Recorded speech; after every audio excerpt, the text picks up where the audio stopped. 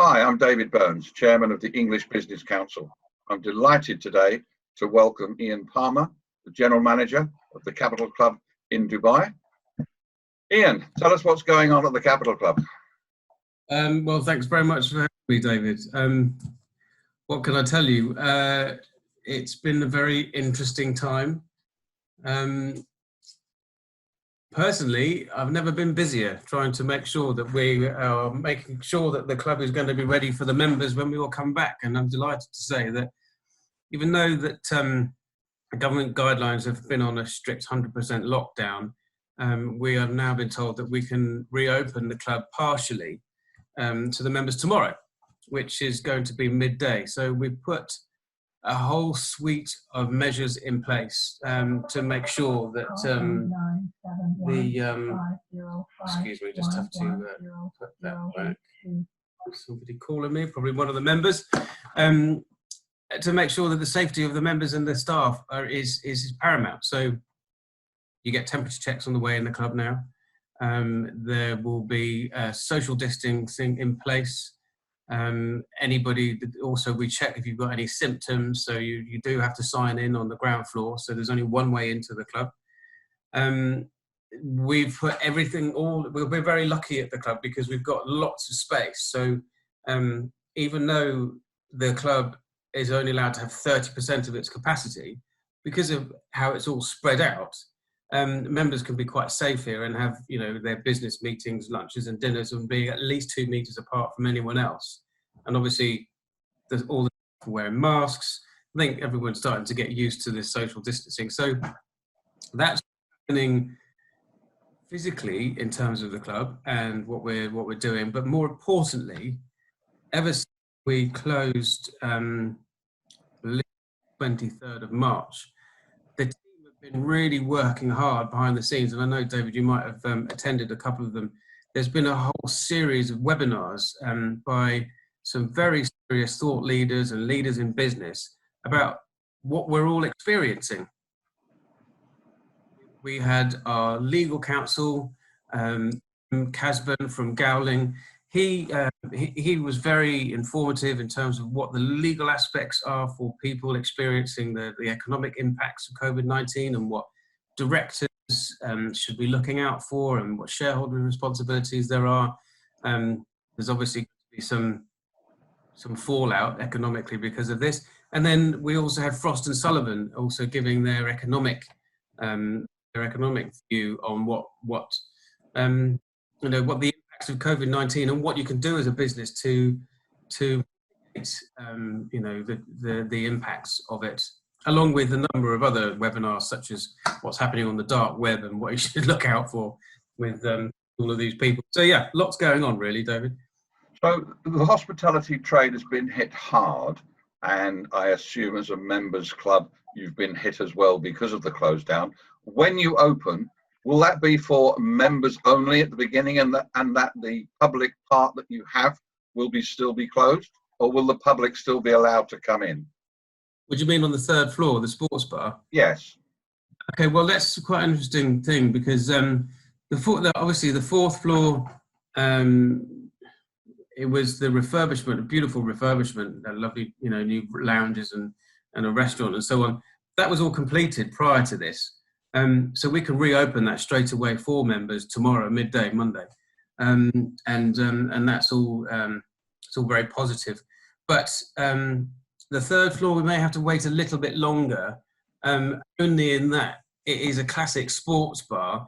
And again, like the club, it's huge. So you can have 30% of its capacity is still 60 people. And I reiterate, we're 2 meters apart from each other. And we've spread all the tables out. But just in all honesty, we just need to be very respectful that it is Ramadan. And obviously being the holy month, we don't want to just to be seen to be getting back to business as usual on that side. But it's different for the club because it is specifically about business. And I think members need to feel like the club is physically there for them to be able to come and have the meetings that you can't necessarily do on a video conference.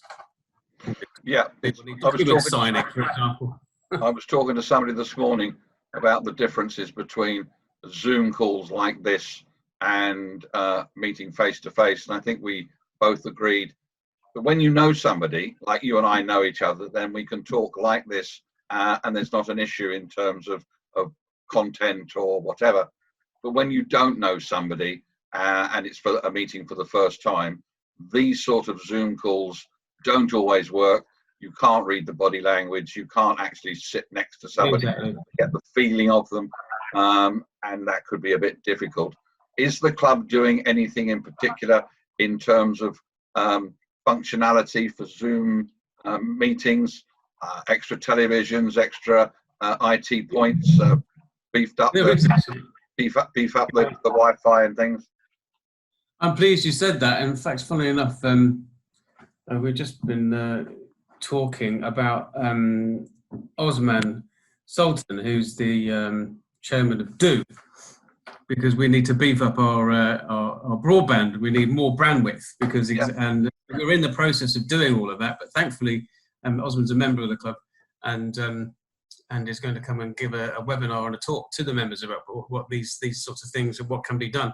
But in answer to your question, yeah, we've already put 2 new big screens up in the restaurant. The Wi-Fi is very strong anyway, so that's no problem there. There's plenty of spaces for people to work. There's 3 or 4 extra televisions on the 4th floor. So what we'll be doing, the members that are going to be here in the club, they'll be able to take part in the webinars from the club as well. So, in fact, what it's done for us is it's really expanded our network, because now it's a very strong online community that the club that has developed over the last 5 weeks.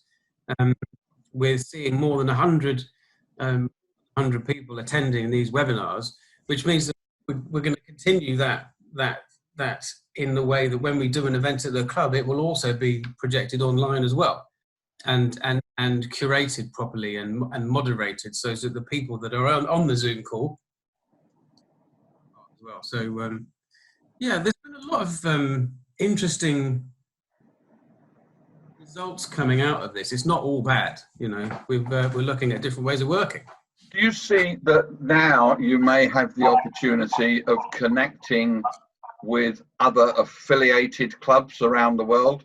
Because this Zoom opportunity, or Microsoft Meetings or Teams or whatever it is, you could actually now include maybe the Signature Club in Hong Kong or New York or wherever else they are, and widen the input and connection for the members. Yeah, well, yes, we already have a very strong, as you know, David, you use some of the clubs, a strong reciprocal network of over 100 clubs around the capital cities of the world. What we have found is that a lot of the clubs have been sharing their content, these webinars that we've been doing. But it has to be said that we, obviously being a business club, we want to make sure that the content and the advice is coming from very serious business leaders and appropriate for our membership base. That's what's key. So it's not, we just have to, we've got a management team, a new management team in place as well, which is looking at the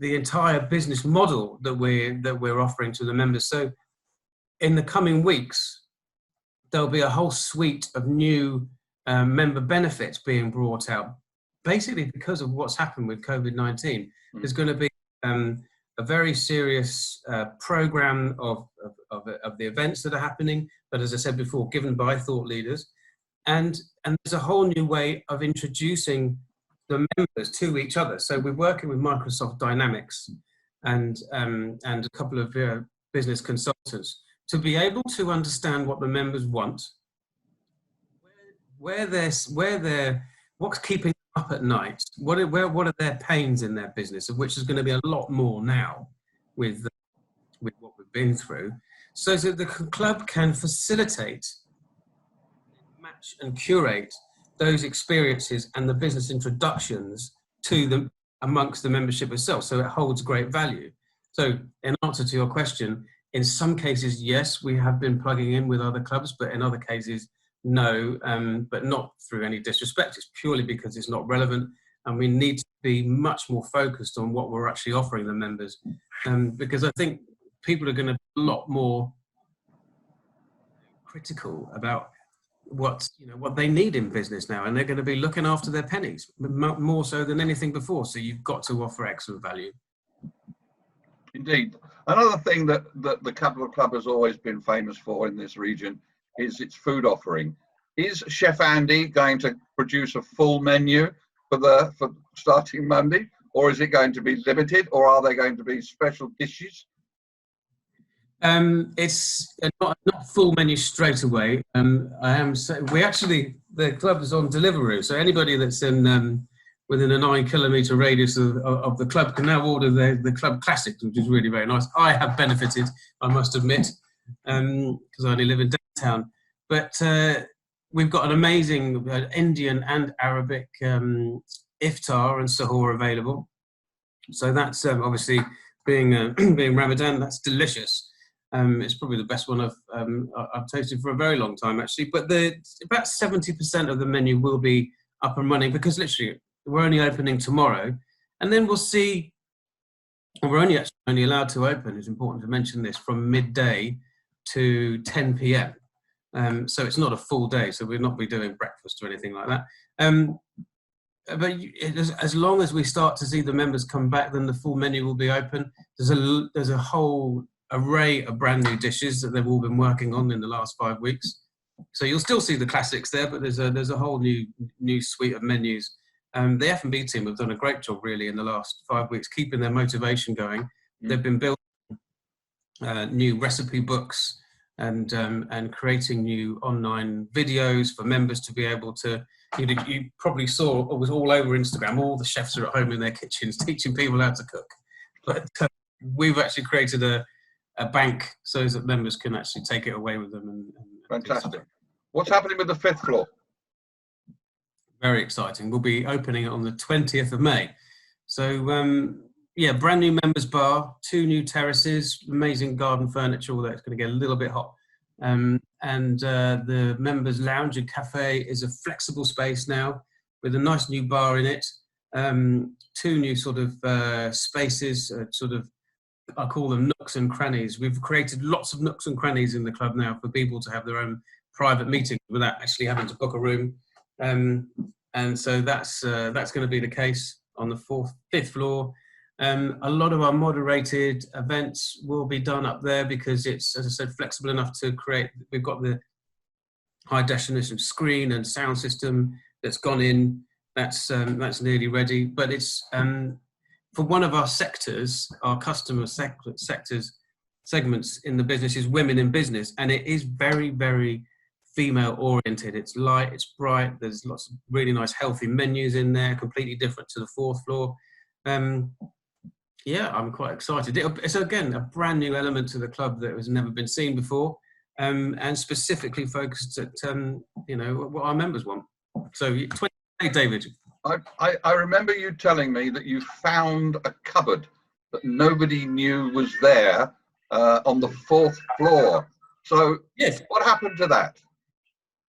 Well, it's now one of what it's called. We've got 2 actually. We've created 2. One's called Nook, and the other one's called Cranny. And in fact, I've had to put a rule in place where our members can only use it for up to a maximum of 20 minutes because some of the members found out that they could have it. They plonked themselves in there all day. There's a nice little television. So we had to tell a few people off humorously, and it's quite good. Yeah, so people love those spaces. Excellent. Ian, thank you very much for talking to us today. It's been very informative. I'll send you this so that you can go through it before we send it out, and then you can send it out to all of your members so that they know what's going on. You should also mention, so as everybody knows, about your the English Business Council is the club's the home for your English Business Council. So well, yes, we should mention that. English Business Council has made its home in the Capital Club. And I can't think, to be honest, of a better place for us to be, because we are an online portal, basically. And by the way, we have just been given a DIFC registration. So we are now the English Business Council non-profit integrated organisation. So we are a DIFC company, and we have access to an office space with suitable distancing, several food and beverage outlets, a sports bar when it opens, a 5th floor and members lounge where it opens. I can't think of a better place to be honest. Thank you very much, David. Well, it's a pleasure. Always a pleasure, Ian. Thank you so much. I'll send you a copy. Take care. Thanks, David. Cheers, buddy. Bye now. Bye now.